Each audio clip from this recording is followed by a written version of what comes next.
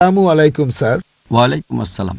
আমার নাম হলো S K. Randarne, deputy engineer, government of Maharashtra, water supply department. আমি একজন অমুসলিম, নন মুসলিম।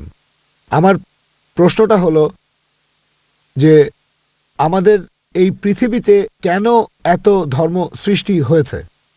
আমাদের চারপাশে এত বেশি ধর্ম কেন? এখানে একটা সেন্টেন্স লেখা আছে পিস টিভি লোগোর নিচে, যে পিস টিভি মানবতার সমাধান।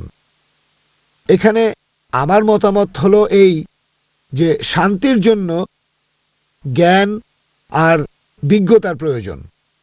ধন্যবাদ। ভাই একটা প্রশ্ন করলেন যে পৃথিবীতে এত ধর্ম কেন, এটা প্রথম প্রশ্ন। আর তারপর একটা মন্তব্য করলেন যে শান্তি মানবতার সমাধান, এটা পিস টিভির স্লোগান। শান্তির জন্য প্রয়োজন জ্ঞান আর বিজ্ঞতা। আমি আপনার সঙ্গে একমত। আপনার প্রশ্নের প্রথম অংশটা নিয়ে যদি বলি যে পৃথিবীতে কেন এত বেশি ধর্ম, আমাদের বুঝতে হবে যে সর্বশক্তিমান ঈশ্বর আমাদের স্রষ্টা আল্লাহ সুবহানাহু ওয়া তাআলা পাঠিয়েছেন মাত্র একটা ধর্ম। আল্লাহ পবিত্র কোরআনে বলেছেন সূরা আলে ইমরান অধ্যায় নম্বর 3 আয়াত নম্বর 19, ইন্নাদ-দীনা ইনদাল্লাহিল ইসলাম। একমাত্র ধর্ম, একমাত্র জীবন দর্শন যেটা আল্লাহ তাআলার গ্রহণযোগ্য, সেটা আল্লাহ তাআলার কাছে আত্মসমর্পণ করা। আল্লাহ তাআলা মাত্র একটা ধর্মই পাঠিয়েছেন। আর যত নবী রাসূল পৃথিবীতে এসেছেন, যেমন ধরেন আদম, ইব্রাহিম, মুসা, ঈসা, মুহাম্মদ, ওনারা সবাই শান্তিতে থাকুন। তারা মানুষকে একটা শিক্ষাই দিয়েছেন, আল্লাহর কাছে আত্মসমর্পণ করা। এখন আরবি ভাষায় যদি কেউ আল্লাহ তাআলার কাছে আত্মসমর্পণ করে তাহলে তাকে বলা হয় মুসলিম। আর ইসলাম, এই আরবি শব্দটার মূল আরবি শব্দটা হচ্ছে সালাম, যার মানে শান্তি। এর আরেকটা মূল আরবি শব্দ হচ্ছে সিলম, যার মানে আল্লাহ তাআলার কাছে নিজের ইচ্ছাকে সমর্পণ করা। তাহলে এক কথা ইসলাম মানে আল্লাহ তাআলার কাছে আত্মসমর্পণের মাধ্যমে শান্তি অর্জন করা। তাহলে আমাদের স্রষ্টা আল্লাহ তাআলা পাঠিয়েছেন মাত্র একটাই ধর্ম। তবে সময় বদলানোর সাথে সাথে ধর্মগ্রন্থগুলোও বদলে গেছে, বিকৃত হয়ে গেছে, নতুন জিনিস ঢুকেছে।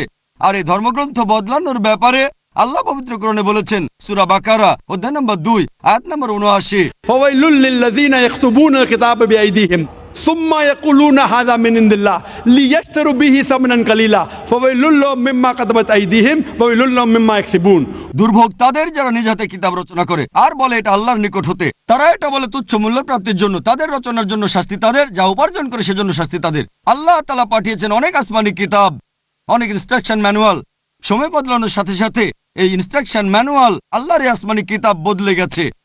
যখন কোনো কিতাব বিকৃত হয়ে গেছে, আল্লাহ নতুন রাসূল পাঠিয়েছেন আর নতুন কিতাব। এইভাবে অনেক দিন চলেছে। তারপর আল্লাহ পাঠালেন সর্বশেষ ও চূড়ান্ত নবী মুহাম্মদ সাল্লাল্লাহু আলাইহি সাল্লামকে, আর সর্বশেষ ও চূড়ান্ত আসমানি কিতাব কোরআন নাজিল করলেন। এর আগে যেসব নবী রাসূল এসেছিলেন, আমাদের প্রিয় নবী মুহাম্মদ সাল্লাল্লাহু আলাইহি সাল্লাম বলেছেন যে আল্লাহ তাআলা এই পৃথিবীতে 1,24,000 নবী রাসূল পাঠিয়েছেন। পবিত্র কোরআনে মাত্র 25 জনের নাম বলা হয়েছে, অন্যদের নাম আমরা জানি না। হতে পারে একজন প্রশ্ন করেছিল, আপনি কি মনে করেন, একজন হিন্দু আমাকে এই প্রশ্নটা করেছিল, আপনি কি রামকে আল্লাহর রাসূল বলে মানেন, অথবা শ্রীকৃষ্ণকে কি আল্লাহর রাসূল বলে আপনি মানেন? আমি বলবো, যেহেতু নামটা কোরআন হাদিসে উল্লেখ করা নেই, আমি জানি না। হতে পারে রাসূল, অথবা নাও হতে পারে, নিশ্চিত করে বলতে পারছি না। তবে কথাটা মানতে হবে, যেসব নবী রাসূল এসেছেন নবী মুহাম্মদ সাল্লাল্লাহু আলাইহি সাল্লামের আগে, তারা ছিলেন সেই সময় আর সেখানকার মানুষের জন্য। তাহলে রাম যদি আল্লাহ রাসূল হয়েও থাকেন, যদি কৃষ্ণ আল্লাহ রাসূল হয়েও থাকেন, তারা এসেছিলেন সেখানকার মানুষ আর সেই সময়ের জন্য। বর্তমানে পৃথিবীর সব মানুষ, তারা থাকতে পারে ভারতে অথবা আমেরিকায় বা সৌদি আরবে বা কানাডায় বা ইংল্যান্ডে, পৃথিবীর যে কোনো জায়গায় তারা মানবে সর্বশেষ ও চূড়ান্ত নবী মুহাম্মদ সাল্লাল্লাহু আলাইহি সাল্লামকে এবং সর্বশেষ ও চূড়ান্ত আসমানি কিতাব পবিত্র কোরআন। আল্লাহ আমাদের কথা দিয়েছেন সূরা হিজর অধ্যায় নম্বর 15 আয়াত নম্বর 9 যে আমি কোরআন অবতীর্ণ করেছি, সেটা আমি সংরক্ষণ করব। তাহলে আল্লাহ তাআলা পাঠিয়েছেন মাত্র একটা ধর্ম, সেটা হচ্ছে আল্লাহ তাআলার কাছে আত্মসমর্পণ করা। ইসলাম মানে আল্লাহর কাছে আত্মসমর্পণ করার মাধ্যমে শান্তি অর্জন করা। আর আপনি বললেন জ্ঞান এবং বিজ্ঞতা দিয়ে শান্তি অর্জন করা যায়। হ্যাঁ, কার কাছ থেকে জ্ঞান? সবচেয়ে সেরা কে? আল্লাহ তাআলা আমাদের স্রষ্টা। কে সবচেয়ে জ্ঞানী? আল হাকিম, তিনি আল্লাহ সুবহানাহু ওয়া তাআলা মহান স্রষ্টা। তাহলে শান্তি অর্জনের সেরা উপায় হচ্ছে সেই জ্ঞান এবং নির্দেশনা মেনে চলা যেটা আমাদের স্রষ্টা আল্লাহ সুবহানাহু ওয়া তাআলা পাঠিয়েছেন। আশা করি উত্তরটা পেয়েছেন। ধন্যবাদ।